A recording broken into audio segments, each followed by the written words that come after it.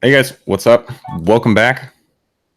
Sunday morning, just a random stream here, trying to get my hardware down. Got a couple live streams planned coming up here with the GrowTube Roundtable, as well as I wanted to do some nutrient talks and a couple things. So I wanted to get the mic out, the cam out, cam set up, and in here, see how the Wi-Fi is going, see if we need to run a hard line, a few things like that, and just say, hey, what's up? What's going on to everyone? I know it's been a while since I've been live or done anything really online. Trying to keep up with the YouTube updates as far as the just the weekly series in the garden, the multi-strain garden.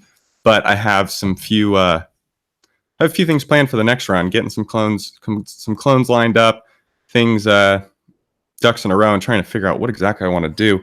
I'm trying to decide whether I want to do any spectral testing or some nutrient testing. I'm kind of leaning towards nutrient right now, as I think that's kind of the weak link as far as, I don't know, general standards, I guess you could say, for LED growing specifically, what the kind of issues that people are running into, what they're dealing with, mostly basically magnesium, possibly some phosphor and a few things.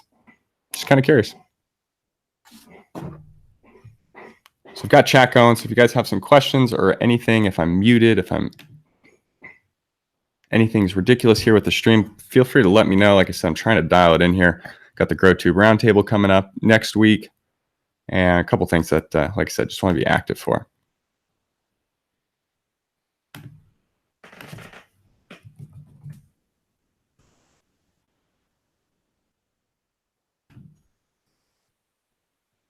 I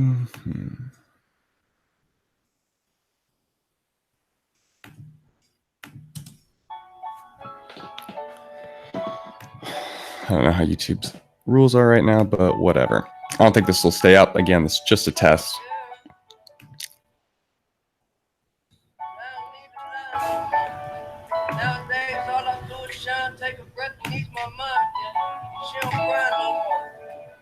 Nice. A couple DIY videos planned with the new PLC strips coming out. That's what I'm really focused here on the next week, is trying to get a comprehensive DIY on how to build this, and it's more how to build a light more in this style, or a little bigger, but a linear profile built on the strip designs. Should be pretty solid. I'm excited for it. Super accessible as far as parts. Build time, it's extremely fast. We're looking at one of the fastest DIYs I've done pretty much ever. And it's been probably since 2000, I don't know, maybe 2015, since I gave you guys like a true comprehensive DIY video, a full one, since the last COD video. I think the last time I gave you guys a DIY video was when I showed you how to build one of these lights back in, like I said, maybe 2015 or so.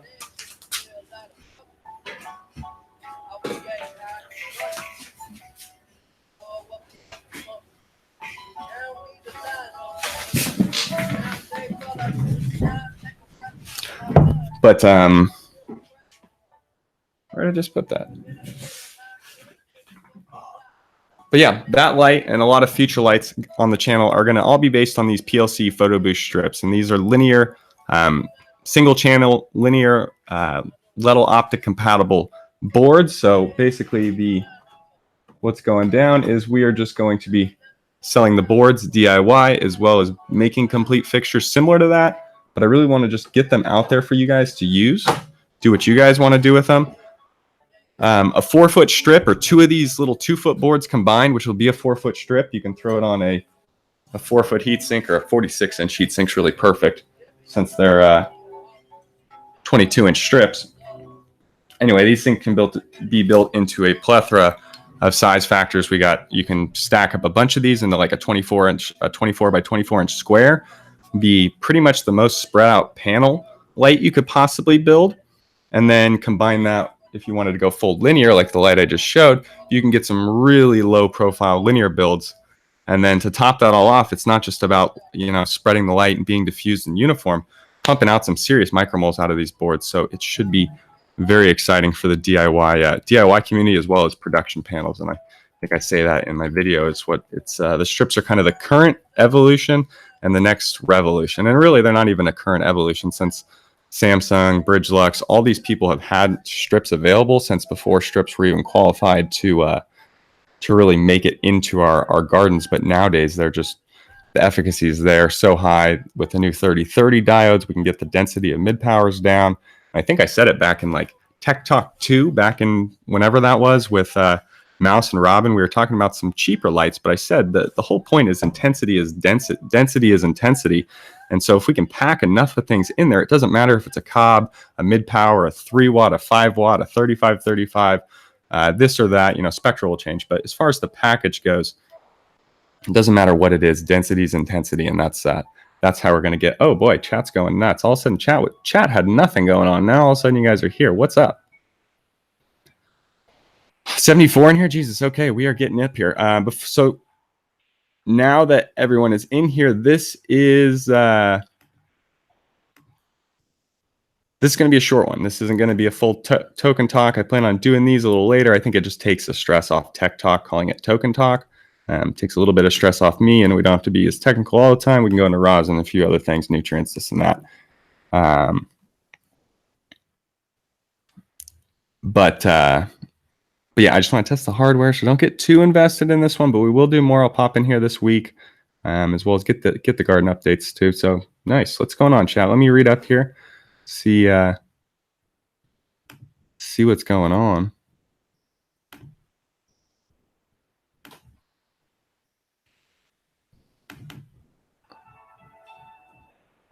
We'll play Mac in the background. Let me know if the music's like overpowering or anything. Okay, still rocking to beautiful. Jax 321, fantastic. Love to see you guys testing MPK. That's exactly what I will be testing possibly in the next run. If I am going to be testing a nutrient situation, it's basically going to be Jax 321, the 321 recipe, which is the most balanced, kind of easy going, combined with my kind of MPK enhanced 2.2 to 1.2 formula. What I'm also kind of looking at, because I've been diving pretty deep into the nutrients right now, is I need to make a couple adjustments to that because I'm sacrificing the Jax mix. So I think I'm losing a little bit on the micros. I don't think it's anything major, but as far as to match the numbers we have with 321 in the micro section, the very micros, we're talking like boron, molybdenum, all those very, very micros. I think I'm going to use most in this next mix. But anyway, before we get too into it, yes, that's the plan, to do kind of a, you know, the boost mix versus 321, show you guys in a more documented, controlled setting what exactly is going to go on. And if we're not testing light, if we're going to test that, we're not going to be testing light, which means we can let the photons fly, and we can make basically 4 lights like that, or 2 bigger lights versions of it. And we can have, you know, 2 serious 600 watt uniform fixtures over there and get some great results from a nutrient test. So that's kind of what I really, really want to do. Our spectrums are set. I've been testing this photo boost spectrum for the past 3 years here on variations of it, this and that. I mean, we've got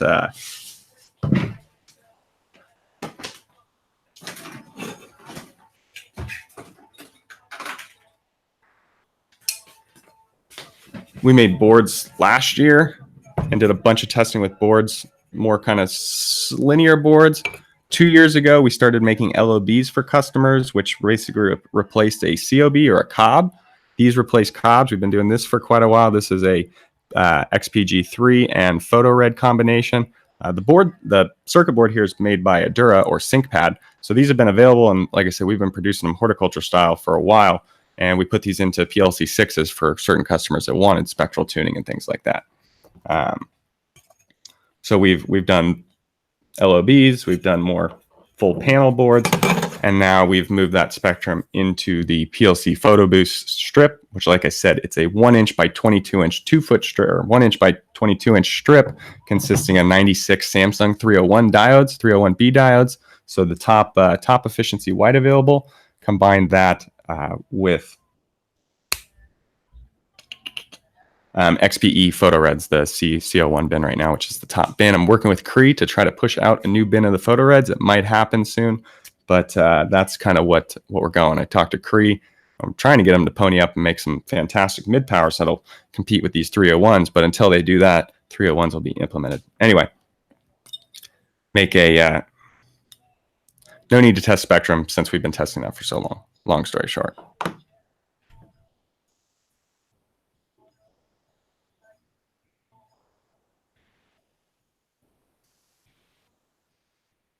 Yeah, we can go into the strips. I don't want this to be all about the strips, but everyone's seen them. I've been flashing them on the on my IG story. So if you guys don't follow me on Instagram at Green Jeans Garden, go ahead and follow me. That's where I drop most of the things. Anything that's new and upcoming, I usually do it in my story. I'm not going to give a ton of information on it. So you guys got to stalk me. You got to stalk the story a little bit. And you can ask questions, but it doesn't guarantee I'm going to answer them, especially about new products coming out. And when things are available for sale, for general sale, you guys will know. So you guys get the early info kind of there, and then just stay tuned for when it comes out. Yes, Grononymous Jar Tech. Whew. Anyway, but the strips. So the strips are, like I just said, they're a linear profile with Samsung's increase. It's nothing crazy. But the versatility that we can do with those strips, and not just those. I mean, we're talking the Samsung F strips, the Samsung Q strips, the Bridgelux EB strips, all of the strip design is applicable to that. But what these are offering is more white diodes than any of those strips combined with the additional reds, all in the same size. So it's the highest density available, and it's the only one horticulture specific, and that's the Pacific Light Concepts Photo Boost strip here. But again, that versatility of these builds, they're unreal. I've been watching them kind of unfold for a while. We've been testing them here. The PAR numbers are really good. And the sphere numbers, the first one we got was fantastic. Now we got them. We're trying to get some more bin specific and things. But anyway, the details will come out soon. But the boards are in production. I'll be producing more of them all this week. We had some not hiccups with board production, but just some other business to take care of last week. So didn't get very many boards produced. But this week we will be producing a bunch of boards, and within a week or two, they will be available on pacificlightconcepts.com for general sale. They're just going to be the PCB strip. They are not going to be they're not going to be fully set with the heatsink yet, but this heatsink is available from Heatsink USA in Michigan, as well as very general profile 1-inch profiles work. And we've been testing thermal solutions, both mounting. There's clips you can mount and they clip down. We're also testing screws. And then lastly, we've been testing multiple versions of thermal tape. So both generic Chinese ones, which, spoiler alert, work fantastic, and 3M, the 8810s or 8820s or whatever the hell they are, as well as some Bondply 100 from BirdQuest. Anyway, doing a lot of thermal testing here for those, and that combines with the mounting options. These strips, cheap, readily available off-the-shelf heat sinks and thermal tape combined for an unbelievably quick and easy DIY build, low maintenance. It's anyway, there's a full video to come on that. I'm building a light for somebody that you guys all love and know. That'll kind of be as soon as that's released, boom, the boards were released along with the DIY video of how I built that light, and you guys can just follow along and build. Or like I just said, or I also say in the video, the ideas are endless. The amount of configurations you can build with these is off the chart, because we don't, you think of them in wide strip. We think of strip builds in wide strip builds. Like a wide spread out strip build. That makes sense, which is honestly, it's the best design for it. It's so much better. But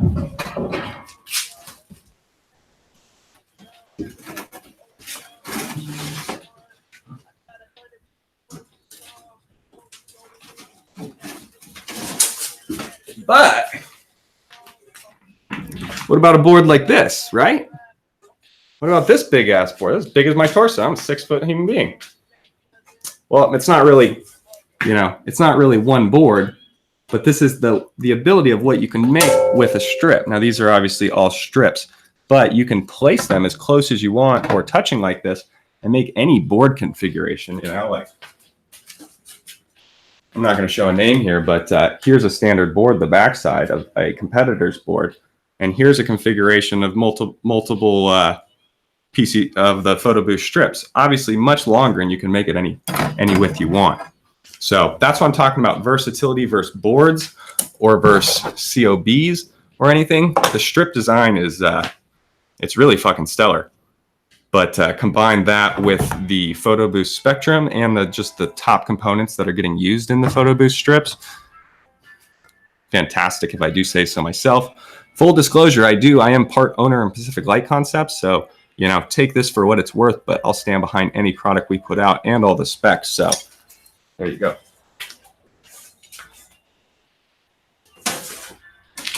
And in addition to all products that we produce, they're all tested. I'm not looking for testers. I'm not looking for anything. I have multiple gardens dedicated to testing our spectrums, our chips, any new products we have, as well as my gardens that I'm always out and about and openly sharing with you guys in real time. So, yeah.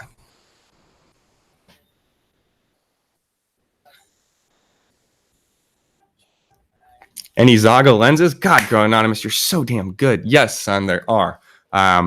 That's the whole reason for these strips or the linears. We can get high density by adding multiple, not channels, but I guess multiple strips on one PCB. So multiple rows, excuse me. All right, we do not need some Carly Rae remix. Where are we? Double strips. But anyway, these are singular strips in high density. So yes, they do fit under the Lettel Florence linear optics, as well as any other linear optics that are made for both mid powers and 3535 packages. These rock them, or can rock them. Also rocking quick connect Molexes, the same that everyone in the frickin' industry uses. But I'll probably be changing those to the BJBs because they're even lower profile, and I preferred BJB. They're just nice to work with, but they're even lower profile. So the fact that these diodes are going in between them, they will have less light blockage. Ceiling of LED tech, yeah, bro. We always say it. You can look at all the hashtags. Photon blanket, and that's the idea. If we could just roll out like a picnic blanket, just snap it out there, just whoosh, out over the canopy. That's the idea. And then if we can put tight optics on the outer edges, we don't have as many losses. It's really a high quality system. Next step for it is just to make it a multi-layer board with 2 channels, but I don't think that's really necessary, as 660 is both beneficial in veg and propagation as well as flowers. So there's really no need to turn it off. And the more photons, the better. What's the coverage on a single strip? I couldn't tell you the coverage on a single strip, but if you go on to pacificlightconcepts.com and check out the specs, you can kind of see how you will use it. Now, we're looking at roughly 100 micromoles for every strip kind of driven at nominal. So if we're talking, sorry, my chat disappeared. If we're talking like a single 2-footer strip here, right here, this is going to put out at 1400 milliamps, which is around 37 watts, 35 watts. It is going to put out around 100 micromoles. So however you are going to position these and use these into a single area, that's going to be their coverage. But you're at 80 watts on you're at 35 watts on a 2-foot strip there. You're not looking at a ton of coverage. They're not meant for singular use. They're meant to be built in arrays or implemented in arrays. If you are going to be using them kind of singular or on a single, maybe 4-foot strip or something like that, I can see a lot of you guys maybe placing single or a couple of these as side lights. That's where their coverage, I can't really give you a coverage for that, but you're going to be able to span your whole side light, as well as I can guarantee you're going to get 100 micromoles or 200 micromoles from a 4-foot strip out of these. And that is going to be extremely beneficial for whatever you're putting it on. So it's hard to say exactly. As I start to build more specific builds, so like this is obviously a specific build. It fits this is 20 inches wide by 46 inches long, or however you want to look at it.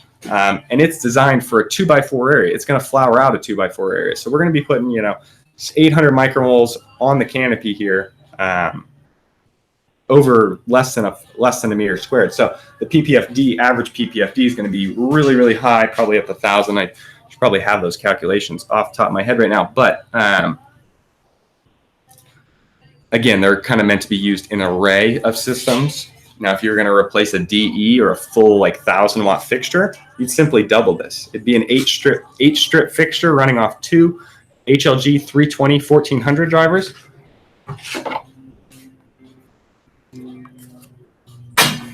Two of these babies, bam. This one right here is going to power this fixture right here. And I'm going to have a 10-foot off-board driver. It's going to be stellar. Combine that with the reason the 80-20 fixtures for the end caps here, because everyone likes them. Combine that with some of this this filler, just this plastic filler, and you can get some really clean, really nice looking fixtures for extremely cheap. There's some businesses out there that build full light fixture businesses based on just 80-20 extrusion profiles. Now, to me, that's a DIY thing, but it seems to be the hot ticket, and it's affordable.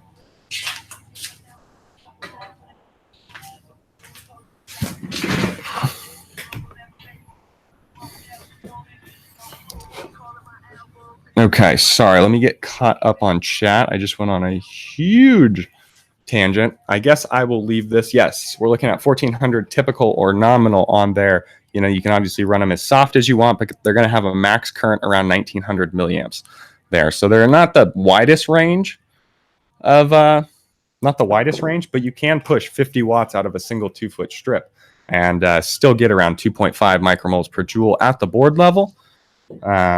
Depending on the cooling of it, it might be a touch less, but you know, if you can keep them cool, the 50 watts a strip, that's not going to be on this heatsink profile. But say you slapped a bunch of them. Oh, say you have a bunch of 5.8 profiles laying around from back in the day, back in the Cree days, you're running Crees, you have this profile. Well, 5 of these will fit across your almost 6. You can probably get 6 because the little bit that's hanging off at the end. But anyway, 5 of these will fit on a board like this, and you could retrofit. You could do something, and you might be running, you might be running 50 watts of strip on here, but you can throw.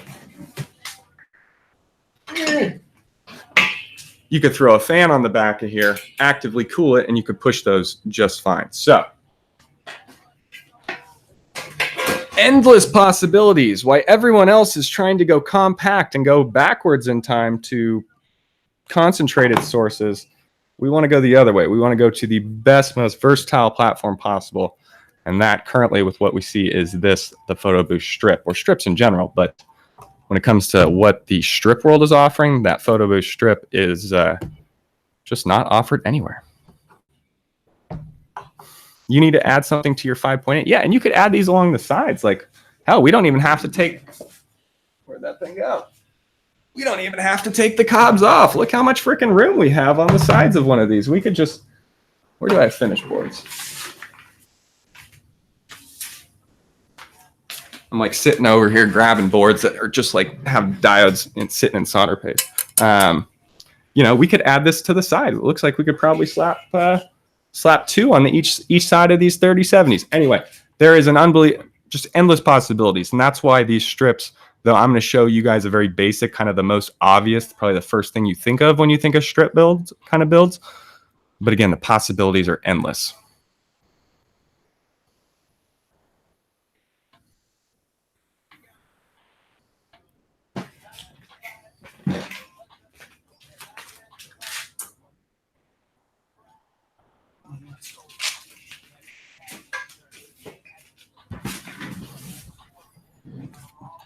Yeah, 37.8. Yeah, exactly. And that comes down. The other thing we have is I've been working with ERP, who's a driver company who I've been trying to work for a long time. But, meanwhiles are just so cost effective and so mainstream in the market. But ERP has a driver like this. Now, this is a 50-watt driver. Unfortunately, this is the 1400 capped one.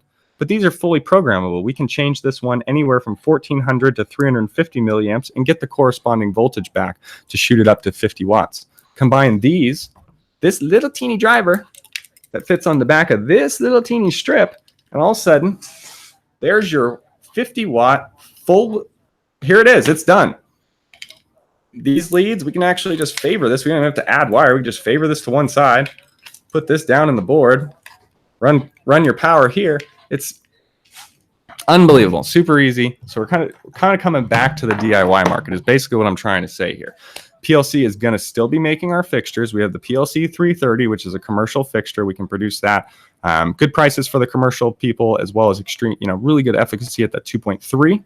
We're also bringing back the PLC 6 to general market.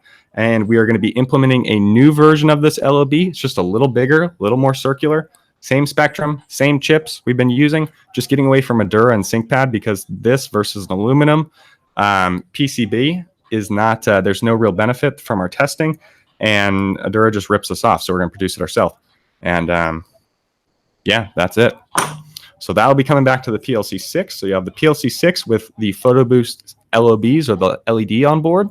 You're going to have the PLC 330, which is the high efficiency, more linear bar. You can PLC 330 is not going to be too much publicly available that much, but it's there within the realm. And then lastly, we'll have the PhotoBoost strips available, both DIY and this 300 watt fixture that I'm showing you, this kind of like DIY half production style fixture. I'll probably produce 50 or 60 of them real quick here, not here in the shop, but down in Carlsbad at the shop. And those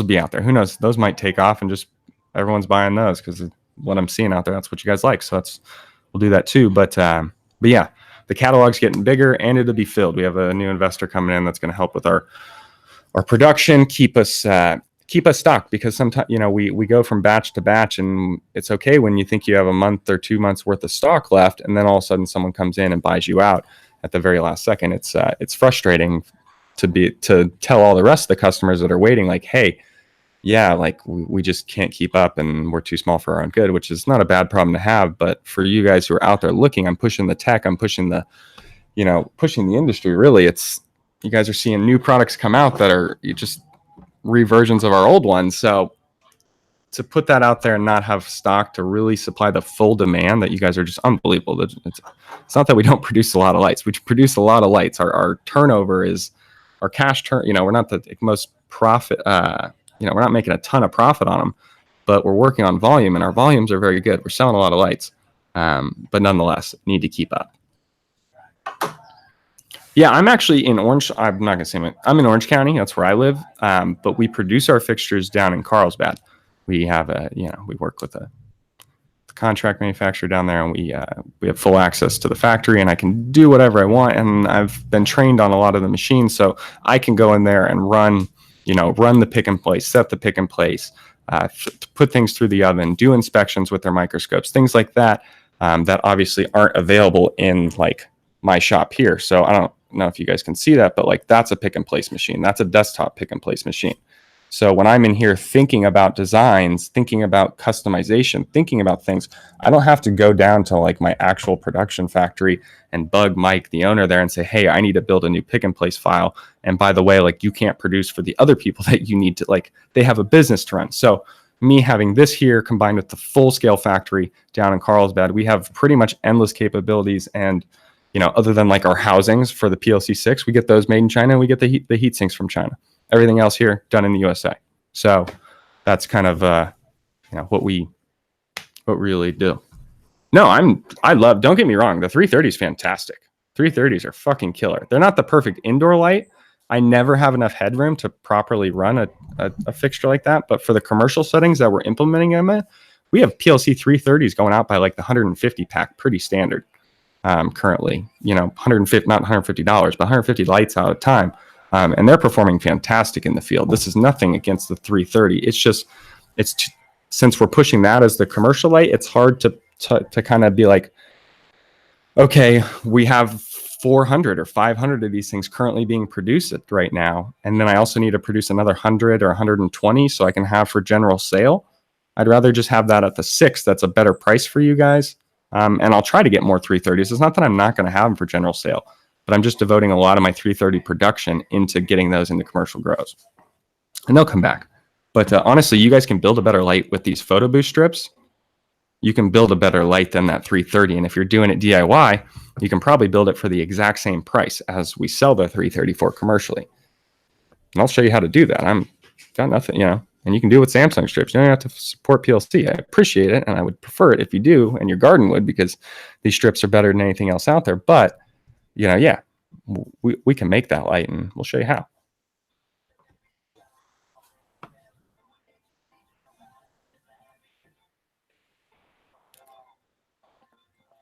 So, yeah. So growing on, so is that enough about the strips? I think we've covered enough about the strips. Not that I need to move on to anything, but I do want to talk about some rosin. No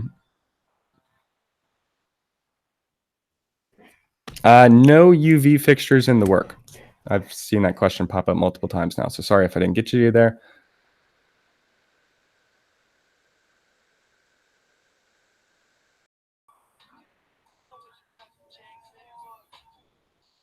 Do I recommend Lucas formula over GH's stock? I haven't particularly run Lucas with GH or Lucas or GH's actual formula, so I can't speak exactly on that.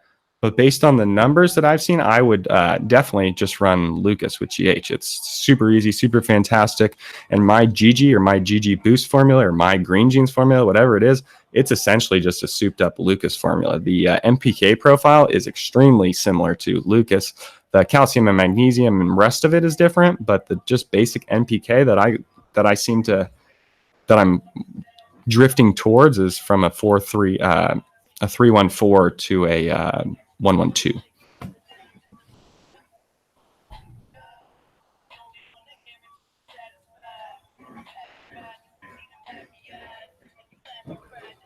No, don't use the 561B at all. The strips are 301Bs. The PLC 330 is completely Osram based. It's even the mid power white in there is an Osram white. And the LOBs, the LED on boards, these are Cree XPG3s and photo reds.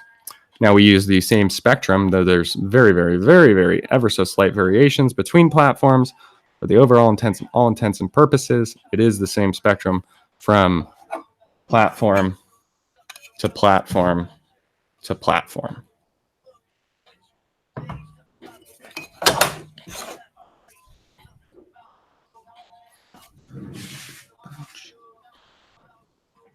I cool than a motherfucking ice rack. Asking me for more, I'm mad about it like she been asking me before. She's saying I ignore, all I care about is work. I say it's what I do and try not to be a jerk. Give a smirk, you know how it be. Only kiss on the trying to get a cheek. So, Grow Anonymous, Jar Tech, bro, Jar Tech. Now, a long time ago, I used to put this on the top of my heat sinks. Now, this is just some bad rosin. This isn't fresh or anything, but I used to put this silicone container on the top of my heat sinks in my grow room and let it go, and then I'd whip. Now, obviously, the whipping doesn't seem to be good because I didn't let it set, but I was actually kind of like trying something similar to this Jar Tech, but I didn't have any seal on it, so I definitely think the pressure in there has something to do with it. But I dove pretty deep into the Jar Tech on both those guys' Instagram that you sent me. I believe it's Bear Rosin, and I'm going to go right now to so I can give those guys the proper shout out. Grow Anonymous, guys, kind of, I had seen it a little bit before, but he really kind of just spilled the beans. The smack. He's like, hey, have you tried this Jar Tech on your rosin yet? And I just, like I said, barely heard about it, saw a little bit here and there from Roz and Ryan and a few other people, and didn't really understand it. Grow Anonymous was like, hey, check these guys out. And it's at diet.funk on Instagram. And another one is at bear_rosin on Instagram. Go check those guys out. They're doing the Jar Tech. And essentially, I don't know what it is. I'm not here to spill the Jar Tech. I'm here to tell you that I'm about to get into the Jar Tech. And I will take you guys along the journey when we go. But I don't have it yet. But the gist basically is you need the purest rosin. You got to obviously start with the best possible form. Long story short, the goal is to get crystals. Separation, high THC, and high terpene content. Well, I guess high THC at the bottom, high terpene on top. And it'll do it all naturally, and we can do this by rosin. They're doing it with ice waxes, so they're taking most of the lipids out by processing it into either ice hash or sift, and then they're pressing that into super high quality, six-star rosin, and then letting that sit in a jar on a clone mat for a couple days. And eventually it starts to crystallize out. They mix once they see the first few crystals, and then it just continues and continues and continues to crystallize and drop out. And so that's kind of the general idea behind it. Now, obviously, that's extremely simplified. Now, go back and check. You can check out, I believe it's Diet Funk. He has it on his Instagram story under both Rosin and Tech. The Tech has more of the actual tech, the timings, things you're going to look for. But it's very interesting. Yes, THCA is the crystalline forms that are dropping out. Oh, Macklemore, other side. You guys love that feeling. Boomerang coated in the throat, just so healing. Anyway, yeah, it's really cool. So I'm gonna be getting into it. I got to order some jars. I got my clone mats. But the key here is to start with the best possible rosin and get it into the jar as soon as possible. It all comes on to the fact that like this is unbelievable quality rosin to begin with, and of course it crystallizes out.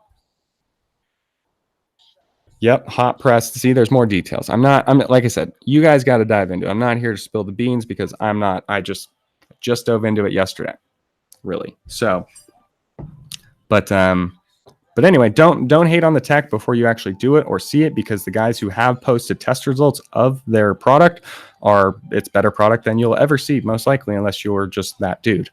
So, yeah.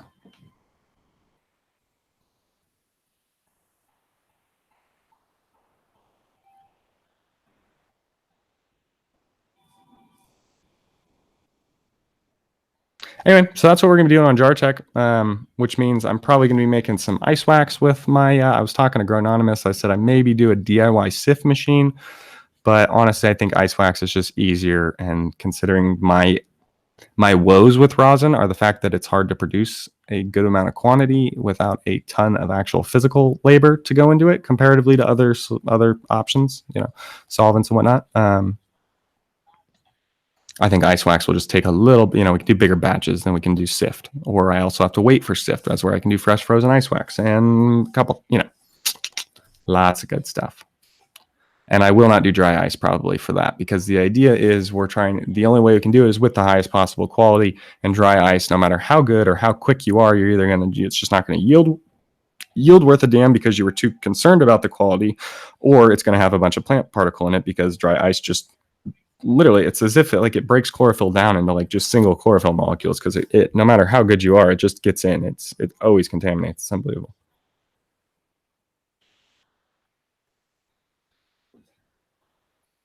Yeah, I don't know who asked it, but someone said he recommends Jax Hydro every time for a good reason. And that's it. If you guys want to know what nutrients I run Jax Hydro, either the 3-2-1 formula or my own little custom recipe. But yes, Jax Hydroponic, the 5-12-26. Combine that with calcium nitrate and some Epsom salt, and you will have the best possible flowers that I've seen. Not just me, other guys that produce it and have other slightly variations in their recipe. Do better than me. I'm not saying I produce the best, but you will have the best possible flowers, and you will do it at an unbelievably low cost to your wallet, which is the main key.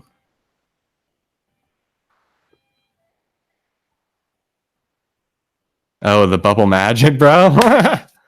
Yeah, they make I think you're talking about the $50 Amazon washing machine, and that's essentially just go on and type in like, miniature washing machine or this or that, or you can do like hash specific ones, but there's no difference.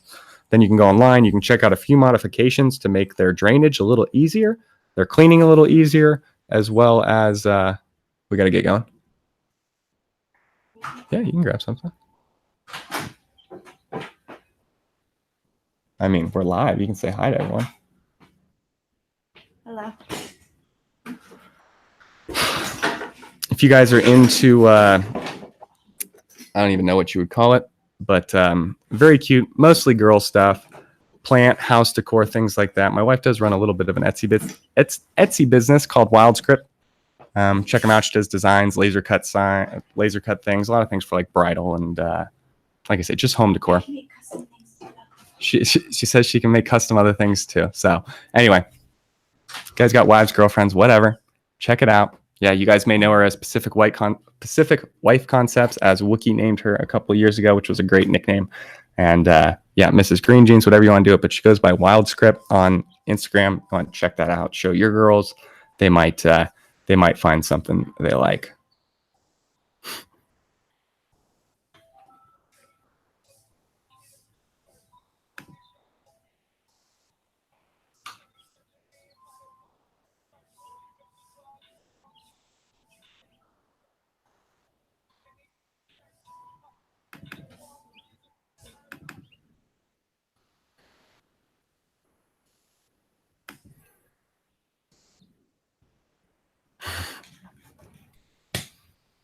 Everyone said hi to you.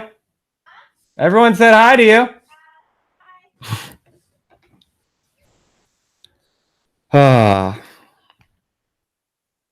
Anyway, where were we? I think we were talking Jax. That seems to be what's going on. Yes. Get on Jax, check it out. I highly recommend the 3-2-1 formula. If you guys want to know about my green jeans formula, you can check on my videos, but I have no solid evidence to recommend anything other than the Jax 3-2-1 formula, and then to make ever so slight changes based on your plant's needs. And most likely they're not going to need many. Most plants aren't going to need any changes, and the ones that do aren't going to need much. It's probably going to, maybe a few might need a little more calcium or a little more nitrogen. That obviously is going to come from the cal nitrate aspect. If they need more potassium, you can up the Jax a little bit, or you can get into some MKP and get the potassium and phosphor going a little more unison.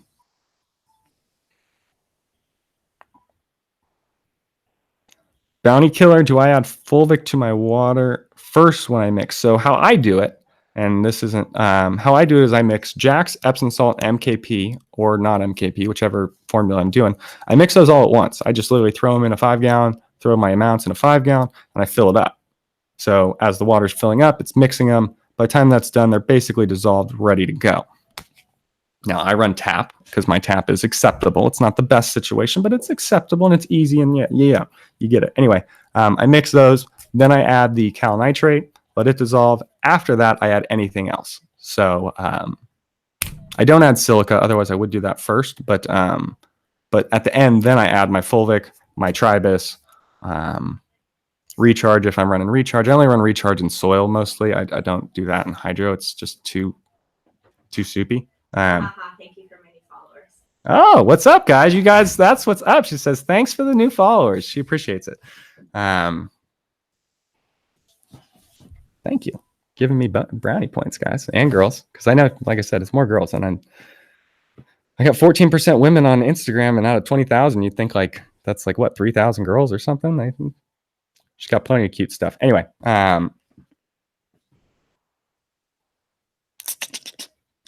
so I add all that, and then I'll add my Fulvics and my Tribus or any kind of microbes at the end.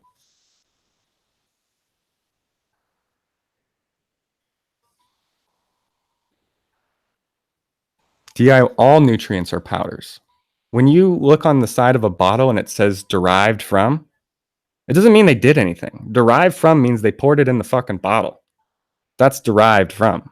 When it's derived from calcium nitrate, they didn't make the they didn't take calcium nitrate, put it in a lab and fucking like zap it with electricity, and all of a sudden they have calcium and fucking nitrates. No, it goes in as one powder or one salt. Now, you guys, most people have the assumption that salt is just table salt. Anything else is salt plus other things. No, but nutrient salts are just that. Calcium nitrate is literally just calcium and nitrogen in the nitrate form. And once they go into water, they dissolve into their own free-form ions. But as a solid, yeah, calcium nitrate is calcium nitrate. The potassium nitrate is potassium nitrate. Monopotassium phosphate is monopotassium phosphate. So like when you guys ask me what MKP brand do I use, most of the time I use Yara because it's standard and it's everywhere. But MKP is MKP. It's a formula. It's the structure.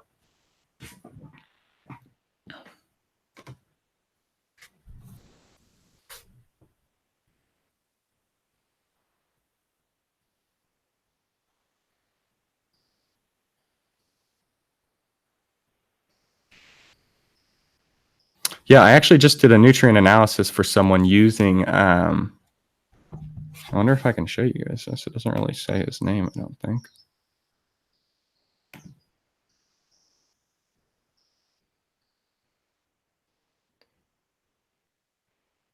Okay. Let's see.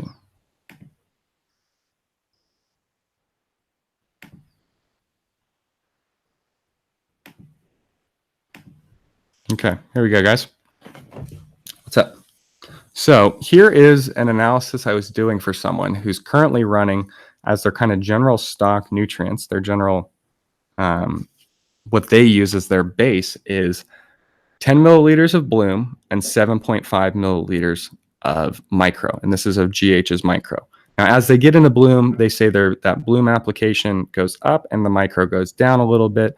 So it sounds like they're probably at like 14.6 by the time they're fully into bloom at their highest strength. But this is kind of their baseline. Next to it, we have Jack's 3-2-1 formula at exactly 3-2-1. Next to it, we have Jack's 3-2-1 formula at what I consider full strength, though it's even less than Peters recommends. But that's 3.6, 2.4, 1.2, and you'll notice that that is consistent with the ratio of 3.3 to 1, just obviously scaled up a touch. Now, if we look across the board, the Jack's 3-2-1 is probably the most similar to his base nutrient line, somewhere in between there. It's a touch higher in the nitrogen, and unfortunately is lower in the calcium. So it's to increase the calcium up to where he's at there, a little different, but I would imagine that most, or actually I know most of that stuff in the GH is actually coming from calcium carbonate, so it's not as readily available, but nonetheless, these are the comparisons. On the right here, we have standard Lucas, which is 16-8, and then we have my GG, or the Jack's Bloom formula, my formula with Jack's. And you can see how similar these are. You can see I pretty much tried to hit Lucas numbers, and then let the micros do their thing. We're a little... Just look. I don't need to tell you guys. Just look at the numbers. See what they're doing.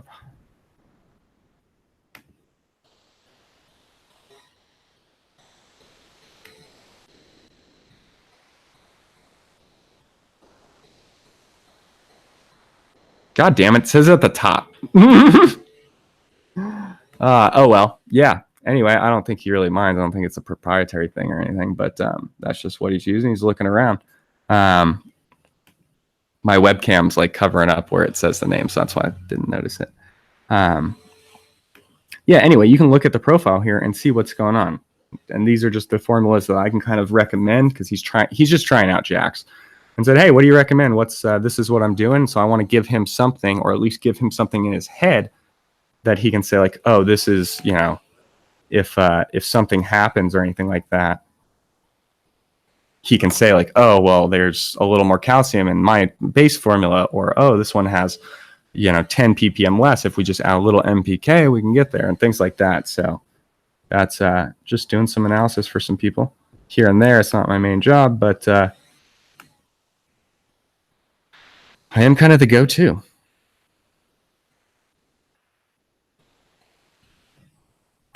The go-to for Jack's recently.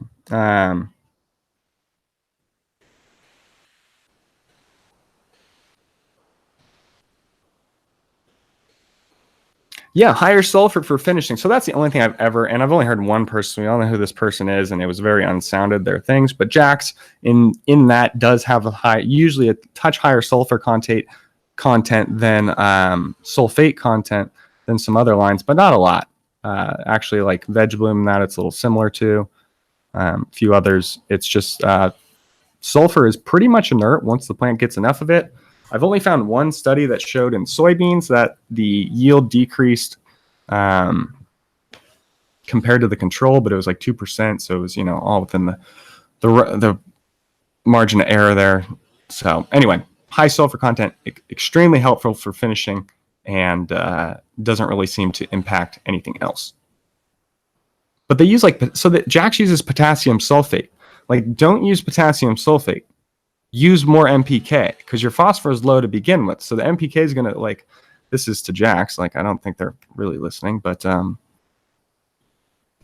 if Jack's let me mix my own mix, we could have a fantastic fucking mix that has all the micros, a little lower on sulfur, and really you're just going to fluctuate the nitrogen calcium levels just how we already do. I have some good ideas. I might mix my own mix and see what they say about it, but yeah, if they stopped using the potassium sulfate, use more NPK, I think because it's a hydro setup, they're not going to put calcium carbonate in there, but maybe for a specific mix we could get in. I don't know. But it obviously wouldn't go into Jack's, because that would make it like a 1-part mix.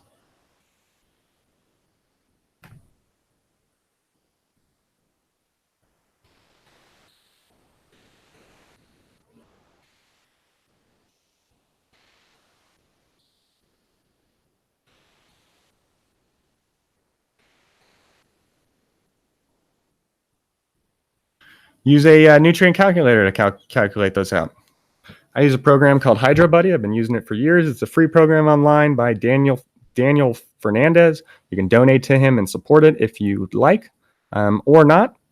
But it's free. It's for Windows and Linux. And if you have Wine, you can run it on Mac.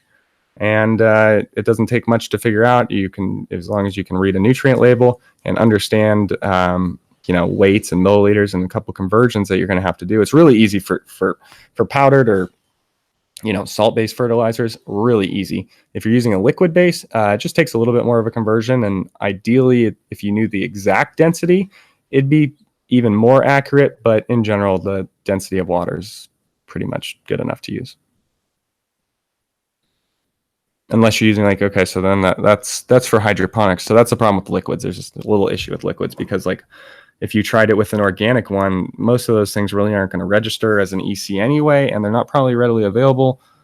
And there's a lot of discrepancies there. But for hydroponic salt things, it's fantastic. And whew.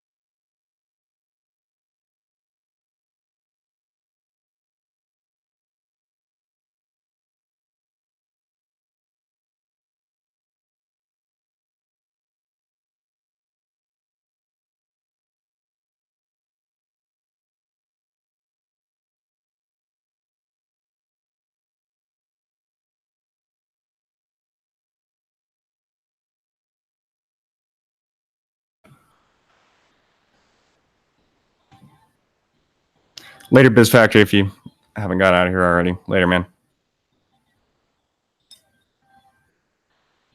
Okay.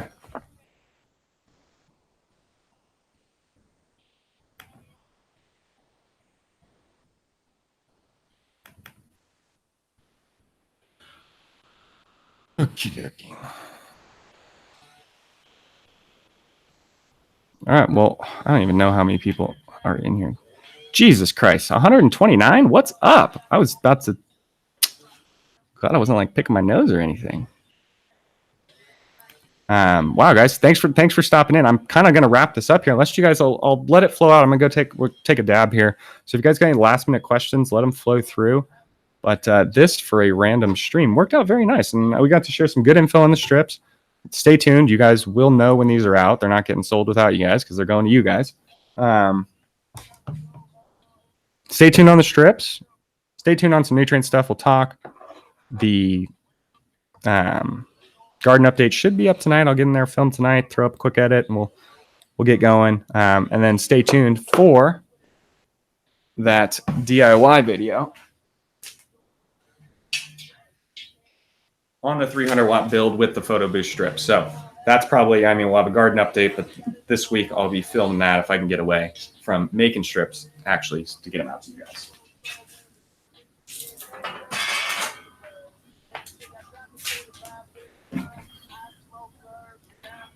Grow Mouse on Tech Talk. Yeah, it's possible. He's got some stuff. He's just always busy. He's busy 3D printing. Like I'm busy taking photographs all the time.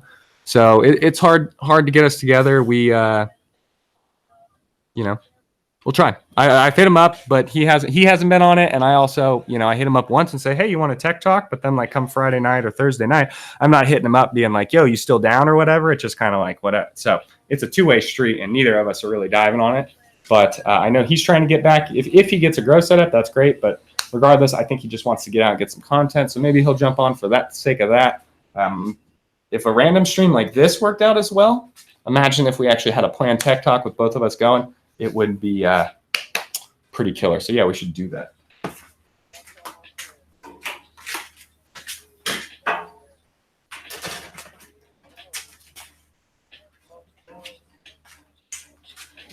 Dabs?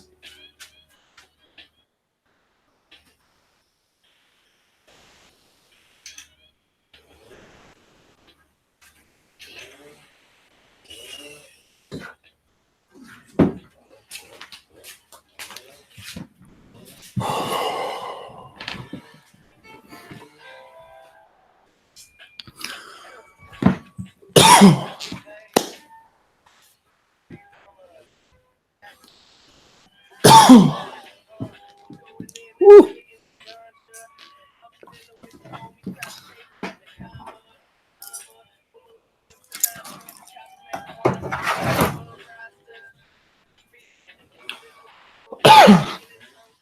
Hey, hefty.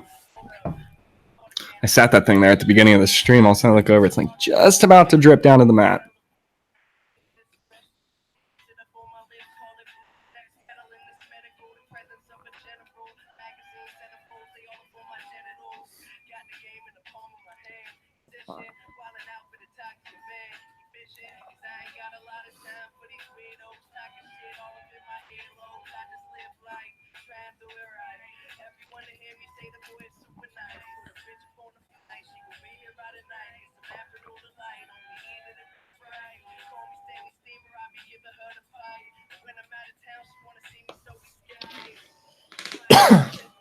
Yeah, guys. Thanks for stopping in.